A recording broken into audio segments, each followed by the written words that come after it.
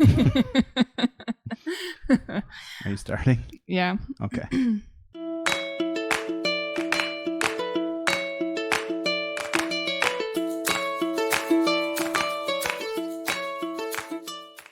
I just hate it because you always make fun of my, you're going to make fun of my voice because I'm going to talk like a newscaster. But I can't hear you on my headphones, so Okay. we're good. Okay.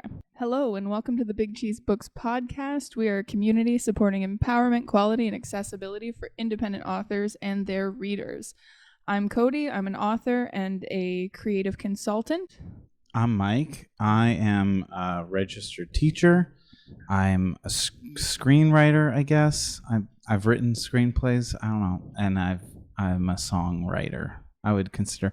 It's funny because I consider myself a songwriter, but like calling myself a writer is weird.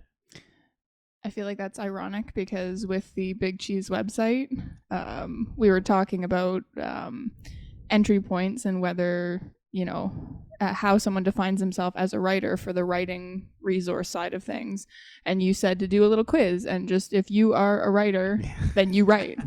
Do you write? Yes, you are a writer. Yeah. And then with your screenwriting, I don't know, maybe I am. Maybe It's funny I'm though not. because I've always considered myself a songwriter, but like you don't usually like write the actual words down. You just like come up with them or record them, especially with guitar. Like you say you write a guitar part, but really you just play it over and over again and memorize it.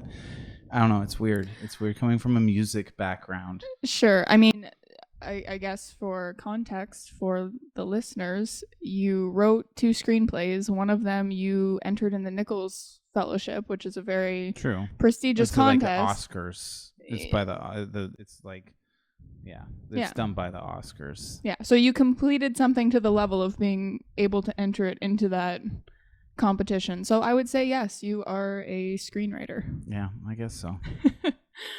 We're going to start with what is Big Cheese, because I don't know what Big Cheese is. I do, but they don't. Yeah. So Big Cheese Books, I guess to start, Big Cheese, what Big Cheese is. Basically, I have a background in sales. I used to be in financial consulting way back in another life. And some of the research, some of the sales training was a book called Who Moved My Cheese by Spencer Johnson.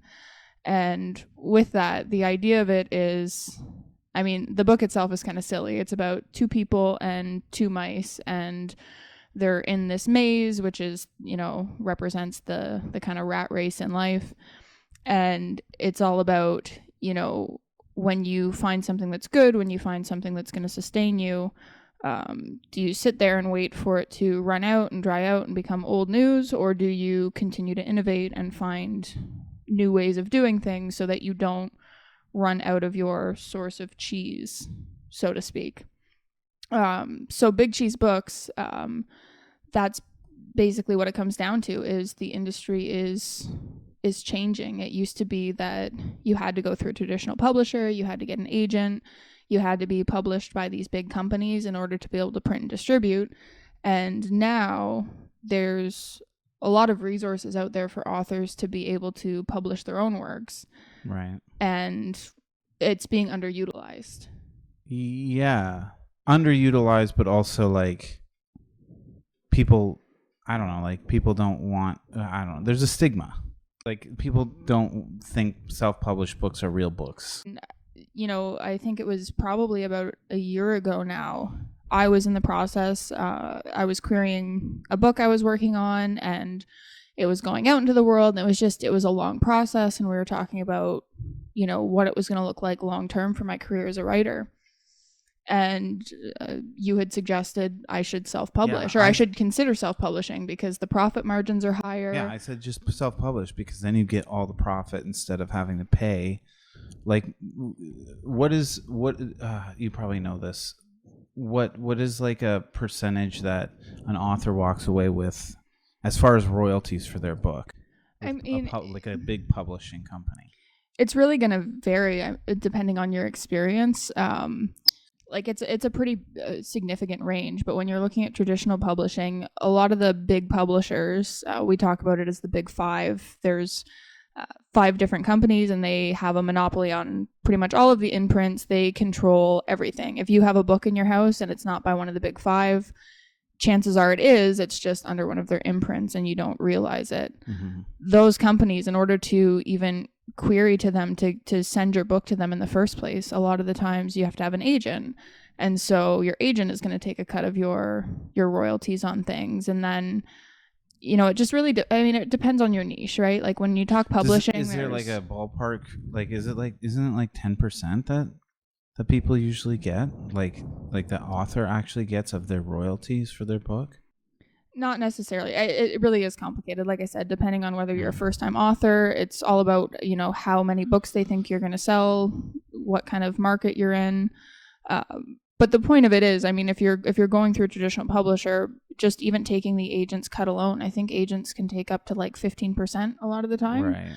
And I don't want to say they don't do anything, but an agent's job is to find you. This is like stuff that I learned through going through this with you, that like I don't know, I thought an agent did more. and like, not to disparage agents, but like what they do is basically get you published, which is weird because you don't go to the publishers directly. You have to go through one of these agents. They're a middleman, because the publisher, when you think of how many people are out there, especially nowadays, that people have laptops, they can write books a lot easier than back when you had to do it with a pen and paper and type it up and pay to print it and send it to people. So many more people have access to, being able to write in the first place. So these publishers are going to get slammed if they don't have a middleman. Mm-hmm. At the end of the day, they're just going to get slammed with solicitations. So the agent is useful in that sense. Like it's like a filter for the publishers. Yeah, they're very helpful to their publishers. All the garbage that nobody else wants, except that the problem is it's not always garbage. Yeah, because a lot of the times it's just, when I was going through the querying process myself, it was a lot of just like, I'm looking for my perfect whatever. There's this website called. You're talking about the agents were looking for this perfect thing, which is weird because the agents still have to get it to, like, that's only the first step, and they're so picky already, and then the publishers can be picky with whatever the agents. Yeah, getting an agent doesn't even guarantee that you're going to be published traditionally, which is crazy. When I was querying, the actual process of querying, you would think it would be easy. A lot of agents offer workshops, and you pay all this money to sit down with agents and go through your query letter, and whether it's polished or not, and whether it's going to, be salesworthy, I guess. But then when you go to each individual agent, you're supposed to customize to each agent. And a lot of times the agents want different things. Mm-hmm. So it's like you go to a workshop by one agent and they tell you exactly what they're looking for in a query. They still might not want your book. It might just not be a good fit for them. They might be looking for fantasy and you're in sci-fi. They might be looking for horror and you're drama. It doesn't necessarily mean your query was bad. So you pay this money, perfect your query. It's not even what they were looking for. And then that query that you perfected for them, you go to another agent's website and they want a different number of sample pages. Right. They're looking for different things in the query. Or they have a different definition. Like this is getting kind of specific, but we're talking about like the upmarket thing. The title of upmarket, nobody has like a consistent definition of what upmarket books are or what that means. No. So each agent has a different. So then you say, oh, this book is upmarket, but it is to one person, but not to another. Upmarket, and then there's other genre categories that some agents are like, yes, that's a category. Other agents are like, no, that's not. New adult is a good example. New adult? Yeah, so instead of young adult, it's their new adult's usually a little spicier. It's spicy. Oh yeah, spicier. That's book talk. It's spicy. Okay.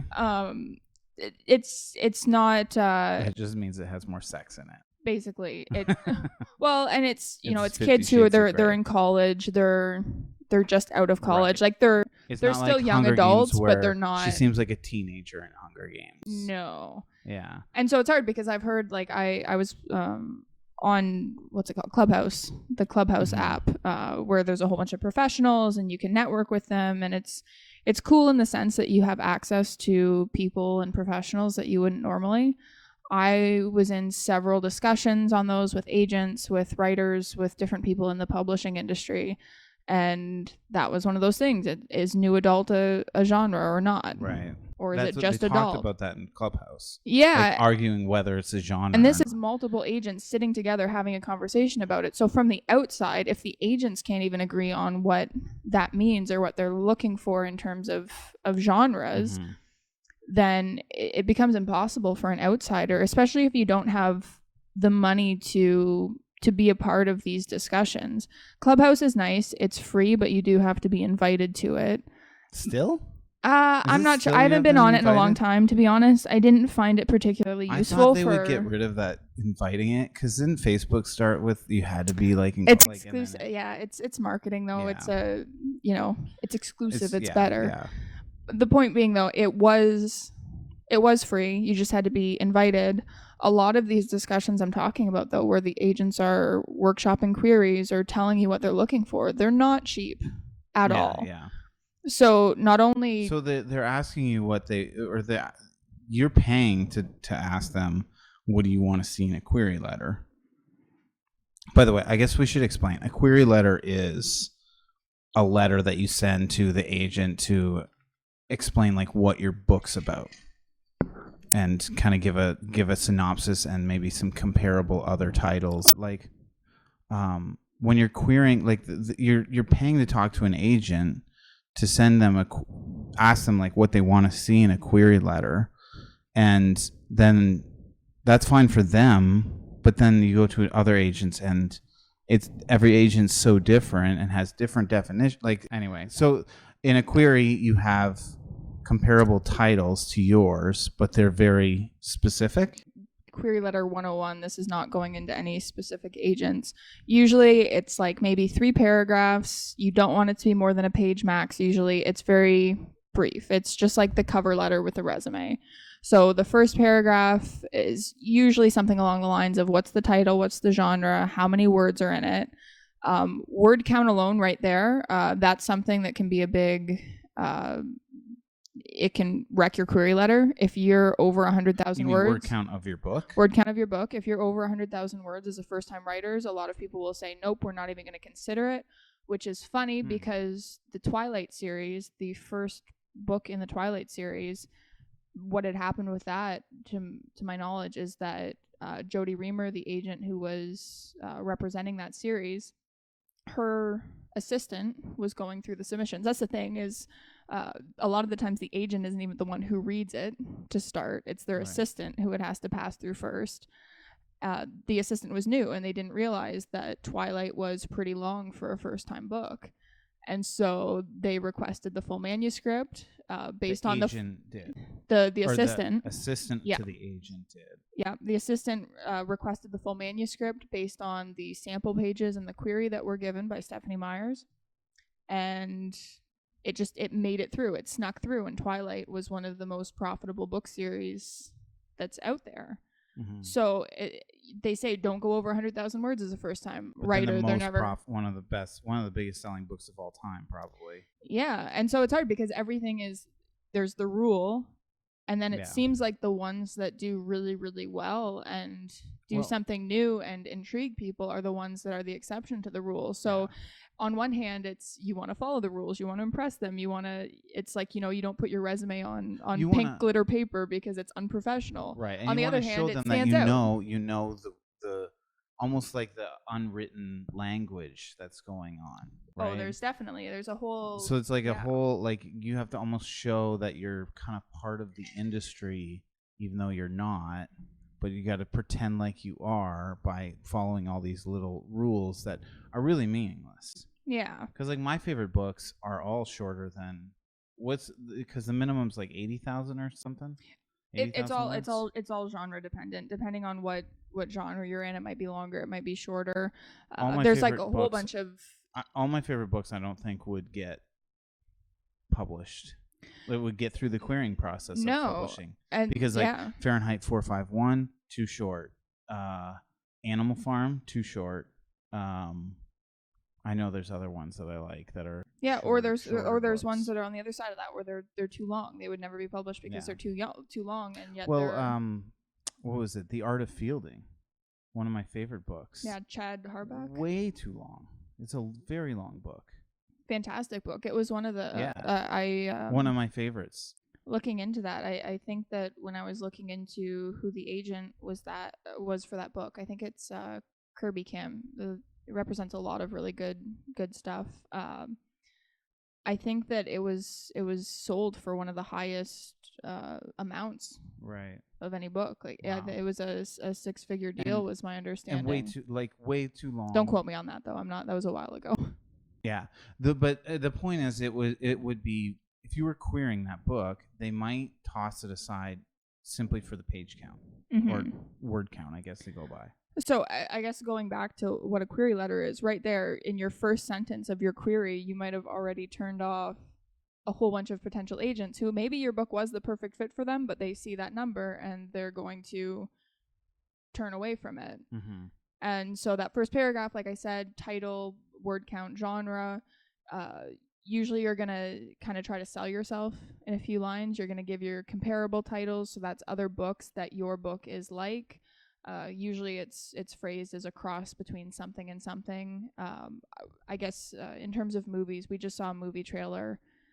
What was it? Yeah, the Diary. No, it's something Darling. Daring Darling. No. Daring Darlings. It's not words. That's not words. Diary. Wasn't it something like that? It had Florence Pugh and I don't know. I remember who else. Nick Kroll. Yeah. I don't know. Anyway, the point was, as soon as I saw the trailer, and I was like, okay, this is Stepford Wives meets Suspiria, popular horror movie about ballet, and everything about the way that the trailer was put out there, it was exactly targeting people who like those things. It was giving you a good idea right from the start of what you could expect from what this movie was. Same thing goes with books. In your query letter, in that first paragraph, you're going to want to say, it's this thing meets this thing, it's this with a twist of this, so that they know what they can expect. Because usually with this query, you're only giving like 5 pages, so they're not reading the whole book. They want to know in advance what this is like. What they're getting in themselves into.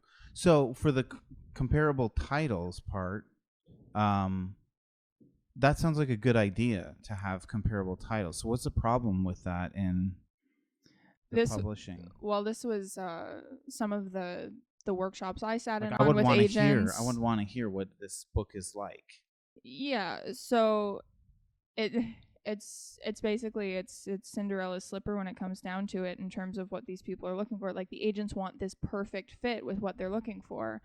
And so one of the things I've heard repeatedly in these workshops is, your comparable title can't be too popular, because that's arrogant. You can't say that you're the next Harry Potter, because Harry Potter was so popular and the chances of you actually being Harry Potter are slim to none. Okay. So it can't be too popular. It can't be too new. It can't be too old, because if it was old, what was relevant and popular and easily marketed then might not be now. A lot of my favorite books are old. I would want to write something that is like... Well, and then you run into the same... 1984 meets... Sure, and you run into the same problem, though. 1984, incredibly popular book. It's a classic, so now you're hitting 2 faux pas with it, right? Because it's too old and it's too popular. Right. So you can't be too popular, too old, too new. It can't be the book that everyone is comparing their book to, but it can't be so obscure that the person's not going to be able to use it as a reference because they haven't read it. Is that, like, if it's not popular, or it's not too... What's too popular? Because, you know, like, unless you're... how many books do agents know about? Do they know about really obscure books? And if you compare it to a really obscure book, or like, it's, how can you even narrow it down to find what's not too popular but what's not too obscure? Well, and I think an agent's going to say you should be specific to the agent. Like, one thing that agents expect you to do is your research, not just with your book and where it's going to fit into the market. How many agents did you query? 90. You queried 90? I queried 90. Wow. I didn't know the number was that high. It was pretty high. Was it because somebody, I think it was the Harry Potter, J.K. Rowling was saying, like, she queried like 40 people. No, J.K. Rowling, she queried 12 publishers, I believe is what the quote is. Oh, because back then, that's the thing. Even as, like, J.K. Rowling isn't that old. Harry Potter is still super relevant. Right. When J.K. Rowling was querying, she was querying the big publishers directly, because that was still out. Even when I was a kid, I remember, like, I've wanted to be a writer as long as I can remember, and one thing writers are notorious for is putting the cart before the horse and, coming up with pretty covers and titles and stuff before they've actually written anything, which is exactly what I did. Yeah, I've read your grade 6 book. Oh, yeah. That was actually Twilight. Yeah, no, Was that the one that grade 6? The first book I ever wrote Twilight. I wrote it in 6th grade. It was pretty good. Okay, I didn't write Twilight. I wrote a paranormal fiction. It involved werewolves and not vampires, and I was very mad because I'm still convinced to this day like I was in the zeitgeist or something because I wrote one about werewolves, and the next book that came out was when Stephanie Meyers revealed that there were werewolves involved in the story. And so I was very mad for a very long time. Anyway, backtracking though, no, it's true. I've wanted to write for a long time, and I remember sitting like it was still like I had dial-up internet, and I was looking up publishers, and I was looking up how do I submit my book. Hadn't written a book yet, but I was looking up how do I submit to these publishers, and you used to be able to go right to the publishers. Depending on what you were looking for, but yeah, agenting wasn't even something I'd heard of. You can't do that now. Not for the big ones. There are still some publishers.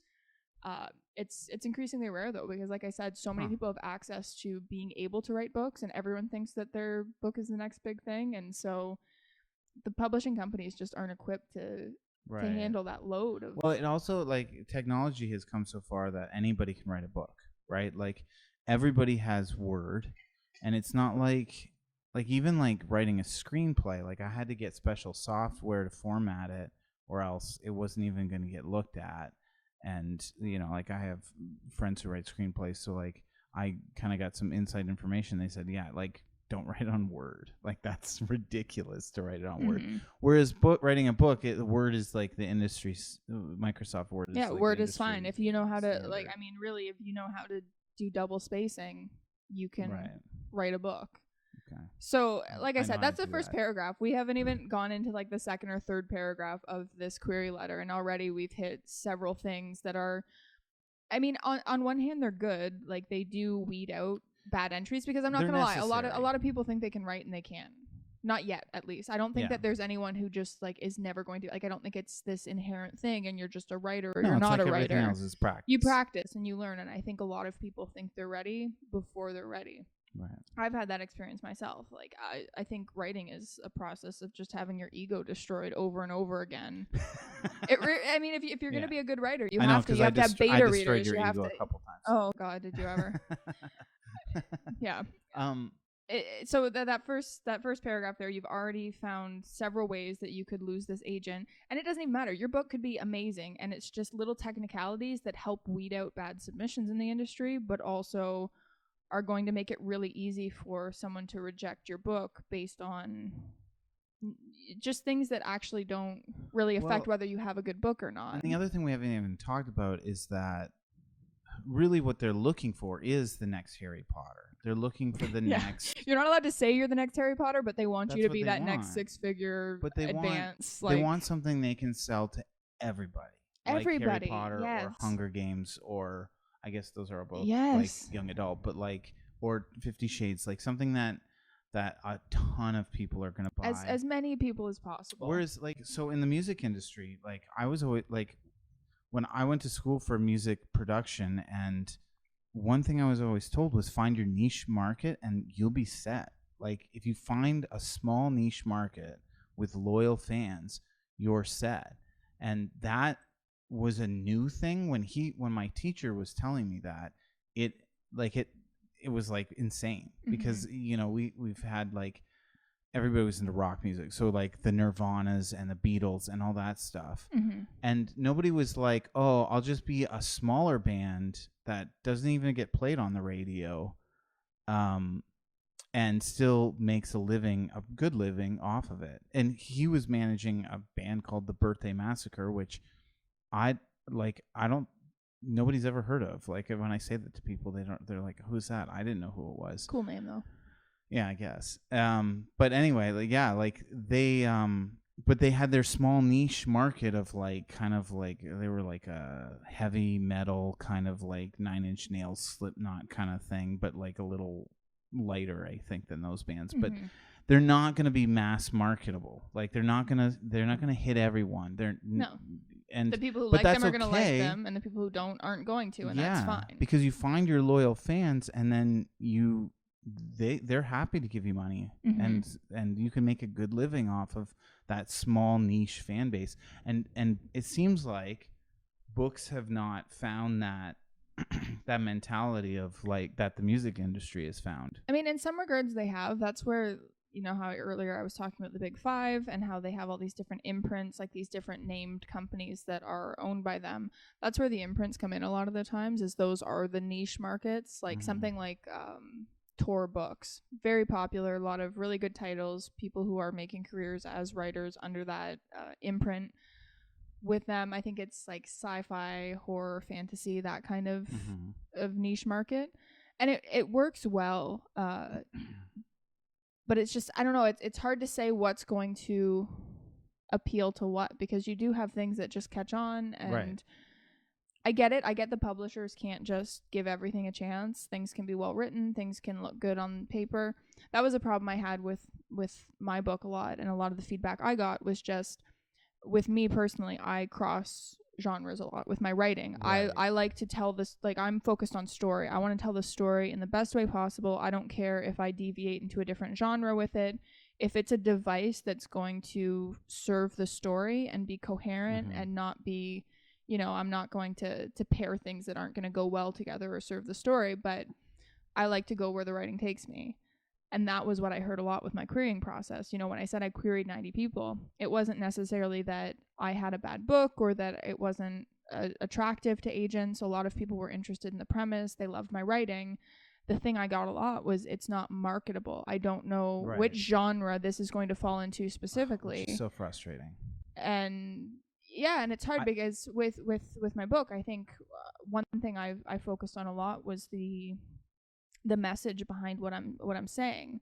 It kind of veers into horror, it's kind of suspense, but the comparable titles I used, I didn't even use books, because I haven't seen this a lot in books in similar genres. I compared it to movies, because movies are nailing storytelling a lot more than books a lot of the time, I think. Yeah, I find that too. I think because they have to be concise. They can't wander. I find books meander. That's why I'm not as big a reader as I would like to be, because I find a really hard time finding a book that I like, because it does get off topic and meanders around, and movies cut all the fat, and sometimes that makes it like I think it's sometimes you do that and it makes it almost too short and too simple. But like, again, though, Fahrenheit 451, it was so dense and concise. It's a classic. It has something important to say. And that's so integral to what a good story is. It's about, do you have something to say? It's not just, does it cater to the most people? Does it hit on genre tropes? Does it, you know, do you have something to say? Do you have something that needs to be put out into the world? And there is no place for that when it comes to this querying process, because it's so streamlined. Yeah, I feel like this is a whole nother podcast, but yeah, I just think like that's such a big thing, is having something to say with your art, whether it's music or books or screenwriting. And the point being, if it's a small niche is still an important niche. Like, just because it's not going to be something that's going to make these publishers a ton, like, you know, tons and tons and tons of money, doesn't mean that the message isn't important or that it shouldn't be out there. But that's what the publishers want. They want, what message is going to be so universal that we can sell it to the most number of people. You know, even when they're talking about genres and niches, they want the big niches. Like when I was talking about Tor Books, you know, sci-fi, fantasy, horror, that's a huge niche. Like, people who read in those genres tend to read very consistently in that genre. Niche. Yeah, the least niche. That's a good way of putting it. I think genre is almost a stupid word that we should throw out. And the reason I say that is because, like, a lot of times things that don't fit into genres are the new thing. That's why they get popular, is because they don't quite fit into a genre. Yeah, well, that loops back around to like what the big cheese thing is, right? Because it's that idea of, like, if you're where the cheese is, if you're where the success already is, if you're where the, you know, there's like a sustainable thing, it's not going to be sustainable forever. Like there's going to be a next new cheese. That thing is going to get old, and there's going to be something next. That goes along well with that. Yeah. I'm thinking of like, so from a music background, like Nirvana and the grunge era of music mixed like punk rock with like heavy metal, and that had not been done before, and it was so unique that that's why it became popular, because no one had ever done it before. Mm-hmm. And it seems like these big publishers almost filter stuff like that out so that you can't have something that's so unique that. Yeah, it feels or like Billie a formula. Billie Eilish, as far as music goes, like I feel like she mixes like pop music with like, I don't even know, but like very dark like horror type elements that make her style. Yeah, sounds that aren't music. Yeah, well, and like almost like Nine Inch Nails or some kind of like industrial music mixed with pop music is what I would say. Billie Eilish, maybe. Sure. I don't know, but anyway, it's unique. It's different. It doesn't really fit into a genre. Well, and it stood out for that reason. And that's the thing, is in terms of what's actually going to be the thing that gets the most popular, it's not going to be the most popular if it's already the most popular. Yeah, if you just rewrite Harry Potter, people are going to be like, hey, this is pretty good, but you're copying Harry Potter. It sounds it's the same story. Exactly. You know? And so that's where that whole thing with the agent comes in. We don't want you to say you're the next Harry Potter because that's already been done. We want the new big thing, but also we don't want to take a chance because we want the thing that's going to sell, because we get commission if we sell your book to the publisher, and the publisher's not going to want it if it's a risk. Yeah, and sometimes they do want it if it's a risk. Like this is definitely not every single time. There are books, agents love them, they take chances on them. Yeah. But again, you can't plan your writing career around that, because it's the exception, not the rule. And you can't write towards not taking a risk, because that risk might be the big payoff. The bigger the risk, the bigger the reward. And if they're not willing to take a lot of risks, mm-hmm. they're gonna publish kind of bland books that I've already read this book. Yeah. You know, like here's an example, and I don't mean to throw these books under the bus because they're all great books, but like, oh God, what are you going to say? Well, like the Hunger Games came out. I love the Hunger Games, and then Divergent came out afterwards, but you can't help but watch or read Divergent, watch the movies, and compare it to the Hunger Games. Like it was very similar. Sure. And I mean, that's the other thing too with it. And this is something I want to spend a whole podcast on later, but it's just this idea of the zeitgeist, the big magic mentality. Right. This idea, like at the end of the day, like we're all kind of working in the same world. Things are more global now. We have a lot of the same inspirations. Chances are someone else is doing it or has done it. Books take a lot of time. Like, I don't think that like Divergent shouldn't have been published. That's not what I'm saying either, because I think they're good books in their own right. They just seem to cluster. They come out in a cluster. Yeah, and that's always how it's been. I remember when Armageddon came out, the movie Armageddon and the movie Deep Impact. Armageddon and Deep Impact are the exact same movie. Like when it comes down to it, there's an asteroid coming towards Earth and we have to stop it, kind of thing. But like it doesn't mean that. That's the other thing, is that they don't want the same thing as Harry Potter, but that might sell well too. And they might be dismissing something that is kind of copying, like like sometimes things get accused of copying other things, but they do have merit in their own right, and they can find their own audience. So there's just no reason there's no like set reason why something's not going to be successful. Yeah, that's what we keep coming back to with this is, at the end of the day, it's a complete crapshoot. It's about it's honestly, I've compared it several times to falling in love. You're just dating and you're looking for this agent. You're looking for the person who's going to be looking for exactly what you have to offer. It's not necessarily about, and like, in some ways, like looking for a relationship, it's practical. Like, do you share the same values when it comes to kids and houses and finances and stuff? But also there's just like an element of it that's completely magical and random, and just this perfect fit, and this thing that just comes together, and some things you thought were important to you aren't necessarily important to you in the end. And there's this whimsy to this agenting process that makes it really hard if you're someone who likes to plan and you're trying to be a career writer and you're trying to make a living off of it and look at it in a very practical, step-by-step way. You can't. It's difficult to do that. So I guess we were talking about. Oh, sorry. with the query letter, because I guess we didn't really finish off with what the query letter is. I think we covered like what a query letter is. We hit all of the things in the first paragraph that can go wrong. I guess the rest of it's fairly simple. Like the second paragraph is usually just a summary of your book, and that's where the Big Cheese podcast is going to really focus on, because the second paragraph is usually about story structure. It's what's your book about. They want to know who's your protagonist, Right. what do they need, what's the main conflict, how are they going to be challenged on the way to getting that. And that's where we're going to kind of spend a lot of our time with our podcast this at. is the problem I have with books I read is that the story structure and the message behind the book is Yes. just so messy sometimes, and or not present, I guess. And it's something that story structure is a little more quantifiable, because I guess if you've taken anything from the first paragraph talk of the query letter, it's that it's very subjective. Everything about it is subjective. There's a lot of quote unquote rules, and those rules are broken all the time, but you can't predict when they're going to be broken. So really, almost every rejection letter I got, the agent put like a little caveat in it that said the industry is highly subjective. What might not be good for me might be right for someone else. I'm pretty much saying it line by line because of how many times I got that exact same thing.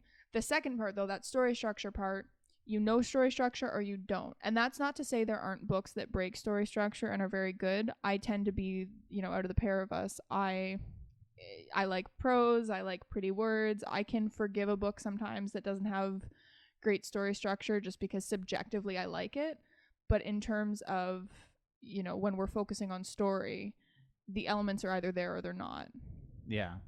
And so when we're talking about books and good books, and I can't wait till we talk about story structure. Yeah, we're definitely gonna do a whole because the other thing is someone who writes screenplays, as a screenwriter, I'm not a screenwriter, but as a screenwriter, you have to be very concise and have your story structure very solid, or else it's too concise to not look at that. Mm-hmm. Whereas books tend to meander, and you can get away with being a little more loose with story structure. With screenplays you can't. So I'm excited to talk about story structure. Yeah, I think it's one of the most important things anyway. And so for people who are listening, as someone who's more of a reader, you're not really a writer, you're just, you're part of the Big Cheese community because you're looking for good indie book recommendations. That's going to be our criteria, and we're going to talk more about what a good story structure is, what we're looking for, what those elements are. And then if you're a writer, we're going to really break it down so that you can have some stuff to apply to your own writing and make your stories better and figure out some of those areas where maybe the conflict's lacking, because you write this whole book, but at the end of the day, that paragraph is all you should need. A story can be told in a paragraph. A story, there's contests where, you tell a story in a sentence, and that's a whole different thing and takes a lot of skill. But there's just some basic elements. If you can't condense your story into a paragraph, you've probably, not hit on some of the elements correctly, or you don't understand why you're hitting on those elements. And so it's, you might get gold with one book, and then you write your sequel and it's horrible because you don't know what you did right. And people, because people tend to get really upset when you put them in a box, especially artists. And I don't think story structure doesn't the way that we like story structure, I don't think puts you in a box. No, like I said, I like to break rules, beats and stuff. In screenwriting, there's the save the cat method and it's very strict and very structured and almost puts you in a box. But I think the way we think about story structure is still very loose and very open to interpretation, and you don't have to have every beat of a story structure. You can skip some, but you have to know why you're skipping. And there's multiple story structures. He just, Mike just mentioned Save the Cat. One of the ones we're going to spend a lot of time talking about is Dan Harmon's Story Circle, just because that's a preferred one for us. I think that but it's also very because I just want to make sure people know it's you sound not like Tyler Mowry. It's not overly structured. It's just very loose guidelines that you can throw away once you understand that you know them. I just want to point out there's a YouTuber, Tyler Mowry. He does excellent videos on screenwriting and story structure. Some of the best out there. We've learned a lot from him. And a lot of his videos, I mean, we've joked in the past, he does that all the time, where he's like, I'm not putting you in a box. I'm not I putting you think in a that's box. because he gets comments. I don't want to get comments where people are like, "Hey, story structures are not for me. I'm an artist anyway." Yeah. Let's move on. Moving on. So I that wanna that talk second. about- That I just want to finish up the query letter because I feel like we promised something here and we got to finish here. Okay. What is a query letter? Second paragraph, like I said, that's your story structure. Third paragraph, who are you as a writer? That's the easiest one, the hardest one to mess up. Who are you? What's your background? Do you have any writing awards? Have you published previously? How many copies sold? Blah, blah, blah, blah, blah. Probably right. You basically have to already be successful in some sense. Do you have a social media following? How many people are likely to buy your book? Yeah, right you need to be successful in some sense before you can Yes. actually sell a book, which is ridiculous because, yeah, how are you supposed to? They basically want you to do everything on your own before you actually get to them. Which, Yeah.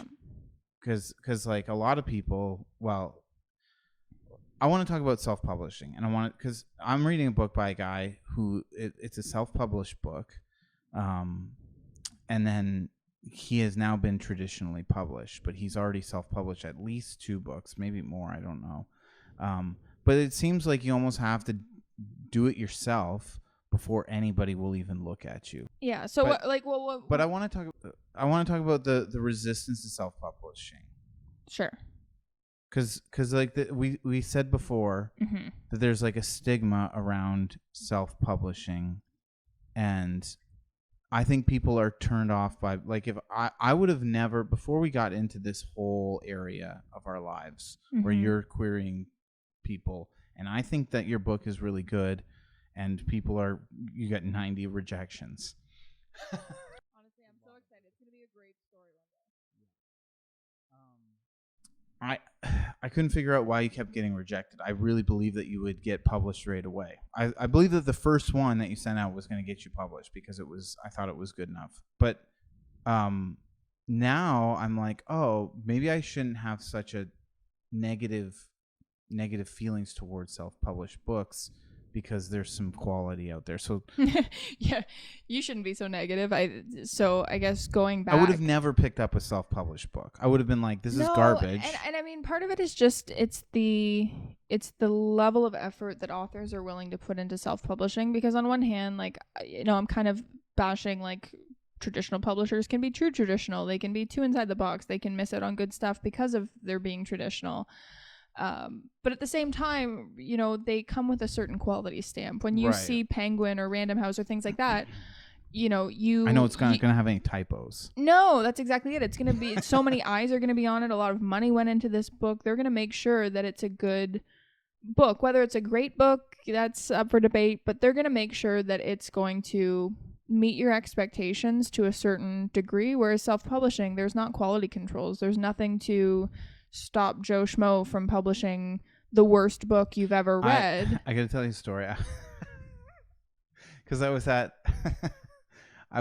the seminary taking some classes, seminary classes. I was not a seminarian, but this guy kept coming around the seminary with this book about religion, and he had like this hand-drawn cover, and it was like stapled together like a book. It reminded me of my grade school yearbook that was just like stapled together. Like he got it professionally printed, but like a soft cover, like 8 by 11 pages, and he drew the cover himself, I think.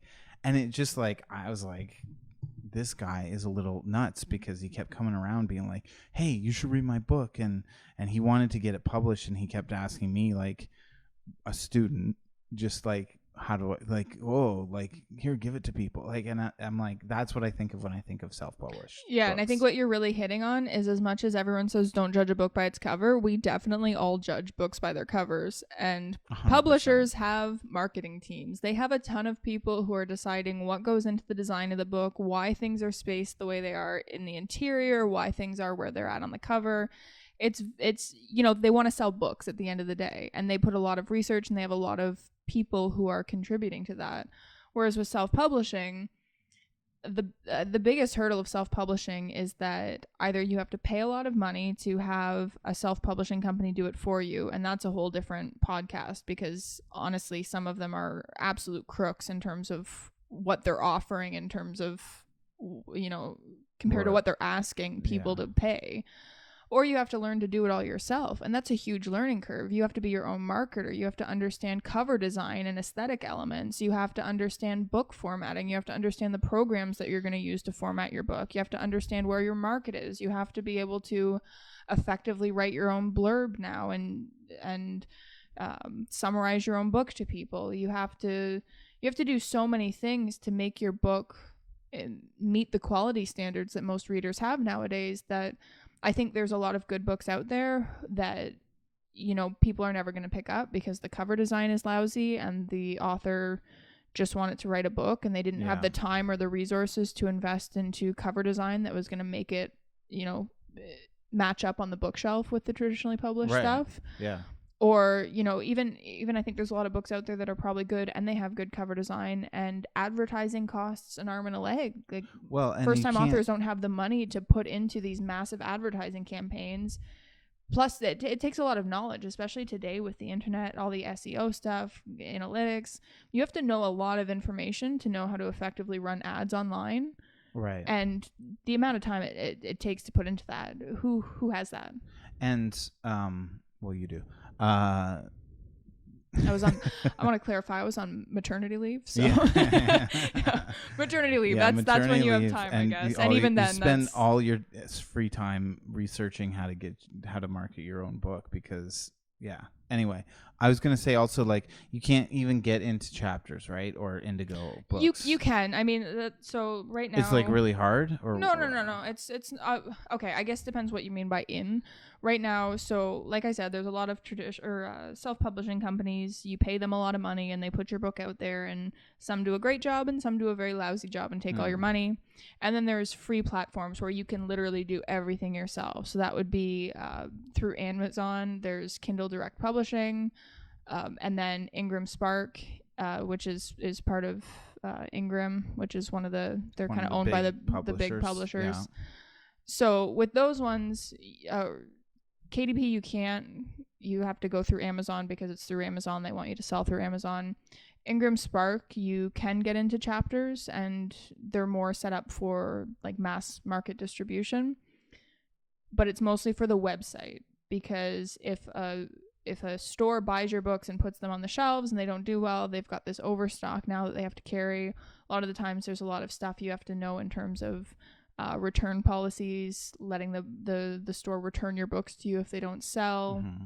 And it's just a risk that a lot of stores don't want to take. They'll sell it on the website. You can sell through Barnes and Nobles. You can sell through Chapters online, because they don't actually have to carry your stock. They don't have to carry it. They don't have to buy the books up front. But to get your book on a shelf in Chapters is basically impossible if you're self-published. It's not impossible, but you have to be a salesperson and a writer. And most writers, I mean, you're artists, right? You're behind a keyboard because you didn't want to. I mean, as an artist, put yourself out there. Otherwise, that was always my struggle as an artist. As a musician, I liked writing music. I liked performing music, but like asking people to buy into my music was not even like. I don't want to convince someone. Knowing what to say. There's like a language in sales of anything that you have to know in order to market. But I feel like a lot of artists are like me, where it's not even about knowing what to say. It's about I don't want to have to sell it. If you don't get it, if you don't like it, then you don't like it or get it. Like to me, there shouldn't be. As a pure artist, I'm a pure artist. I'm a pure artiste. You can't see me, but I rolled my eyes real hard. And anyways. I shouldn't have to convince anybody that my music is good. Either they like it and they'll listen to it, but that's not how the world works. No. Especially like the modern world with the internet and technology and how advanced and how big these marketing teams are for other things. Yes. It's not just like you put it up. Like the only places you can do that now are like things like YouTube, TikTok, podcasting. Like those are places where there is the opportunity to just put your stuff out there, and if people like it, they like it. But even then, there's like if you use a certain song on TikTok, that's the video that goes viral, even though it's not really that good. Yeah, lot of knowledge that goes into it. To a certain extent, a lot of luck. I mean, there is a lot of psychology and marketing stuff as to what goes viral, what doesn't. But there is definitely an element of luck involved in the whole process. Consistency, like in order to get yourself out there, you have to be able to put yourself in front of people repeatedly, and that usually costs money to do or time. Like with TikTok, you don't have to pay money to get yourself in front of people, but you got to make several posts a day, a week, whatever's going to hit. Yeah, so it's either and time you have or to money. Use the right songs or audio to go with it to get popular. A lot of times you're not just going to get popular on TikTok just doing whatever. You have to follow like a certain almost thing. So I guess going back to Big Cheese with all of that, that's really where this came from. Is the industry for publishing is very subjective. That Big Cheese mindset, in terms of Who Moved My Cheese and Spencer Johnson, all of that original stuff, it's about seeing, anticipating, and adapting to change is the heart of what his book, his philosophy is about. And so with us being part of this, having undergone the query process, being people who are artistic, who are trying to get our work out there, we saw that traditional publishing, it's not keeping up with where other industries are going. Like you mentioned Spotify, you mentioned YouTube. Both of those. I didn't mention Spotify. Did you? Okay, so Spotify's a good example. TikTok, yeah.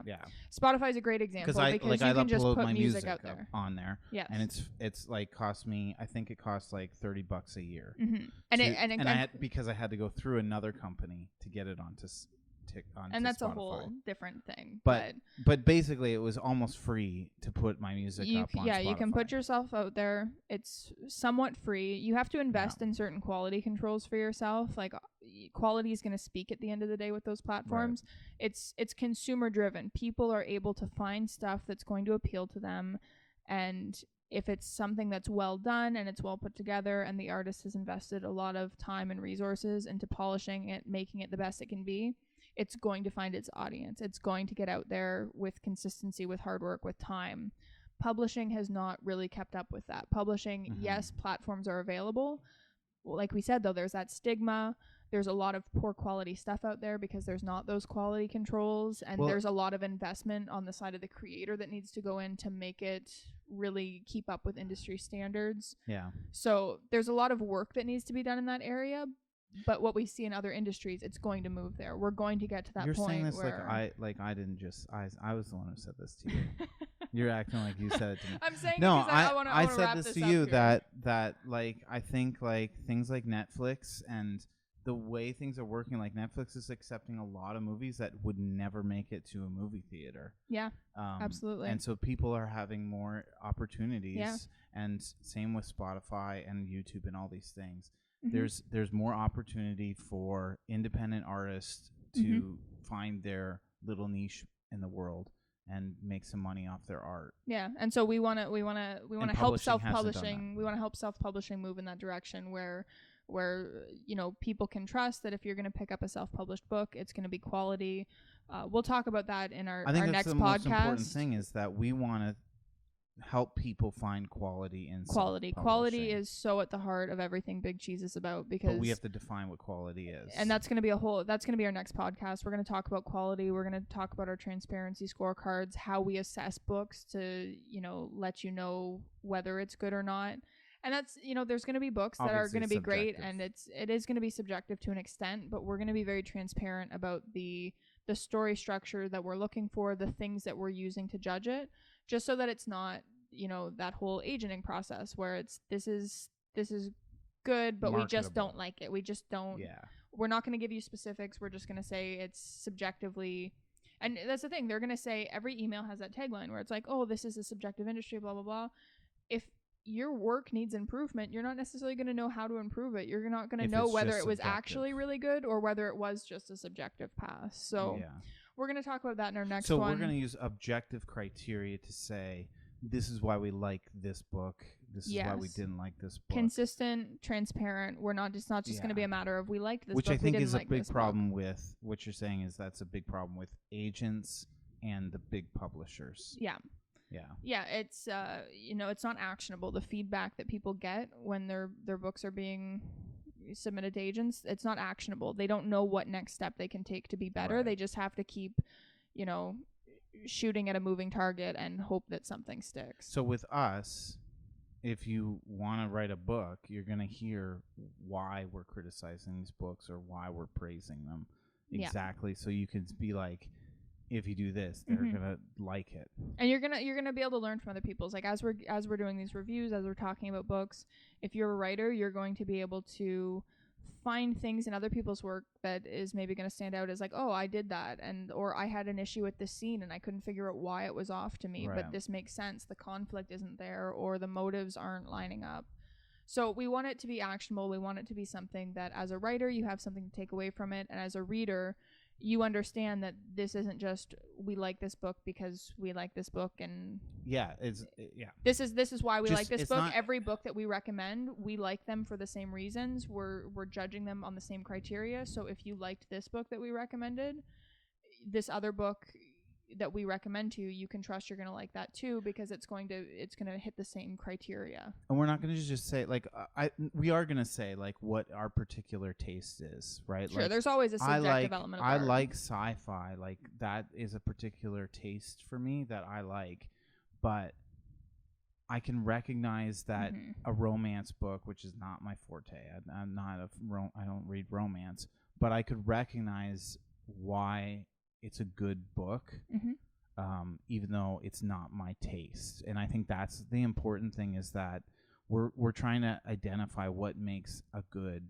book. Yeah, and that's the anticipate part of Big Cheese is, we're anticipating that as long as quality is at the heart of what we're promoting with stories, as long as, we're going to look at it in terms of, like we said, story structure. We'll also let you know, like, we're going to be very objective in terms of, are there typos, are there formatting issues, are there things that just in general would be off-putting. We want you to know what you're getting into, so that when you're taking a chance as a reader on a self-published book, you have an idea of what you can expect, and you're not just going in blind and taking a chance on something that is probably, it could be very disappointing potentially. And there's some things about self-published books that I found so far in my limited experience of reading self-published books that are kind of annoying. Like, people do things that might annoy me, like formatting. But if you can get past that and it's a good story, like, maybe it's worth getting past. Because the more you get past it, the more resources are going to become available to self-published people. The more self-published books are selling, the more people are talking about them.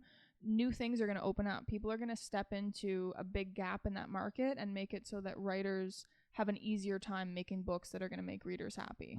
And the knowledge is going to be more available, and it's going to be better for everyone. So that's the last part of Big Cheese, is we are a community.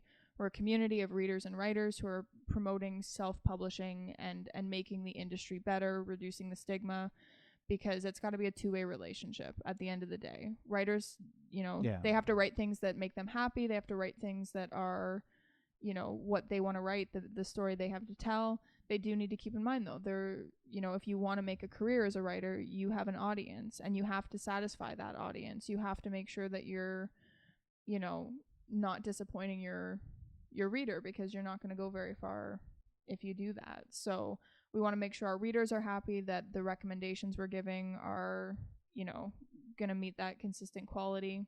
So wrapping up right now, this month, we're in our launch month right now. If you go to bigcheesebooks.com, that is a big part of the Big Cheese community, is that, like I said, authors need to break past that stigma. They need to give readers a reason to take a chance on self-published work. So, we're running a lot of contests, promotions, and so signing up will get you access to that, the exclusive content from our authors. And then if you're a writer, just signing up, you're going to stay in the loop as far as our next podcast go. We're going to have a lot of helpful resources for you as writers in terms of story structure. Woohoo! So story structure resources. I'll be uploading over time some more stuff about my experience with querying and the industry. And we'll just we're going to create a hub so that readers and writers can come together. If you're a reader, I think you should listen to us, because we're going to help you, I think, identify what makes a good book and give you maybe words to why you like something or why you didn't. And I don't know, like when someone's recommending a book to me, I want to know what they liked about it. And a lot of times people can't put that into words. Yeah. Like my dad will recommend tons of stuff to me, and it's always like he just likes everything. So I'm always like, I don't know if this is going to be good or not. Mm-hmm. But I ask him very specific questions, like, did it end well? That's always really important to me. That might be too vague, but we can give you more specific. Yeah, we'll talk about that stuff. more later. But yeah, and then also if you're a reader, you should purchase Cody's book. That is, it should be. It's going to be available if all soon. goes well, it should be on pre-order now. Link on the website. In the meantime, though, like I said, head over to the website, subscribe. We'll keep you up to date on all of our latest promotions, contests, our exclusive author content. And when our next podcast releases, you will be the first to hear about it.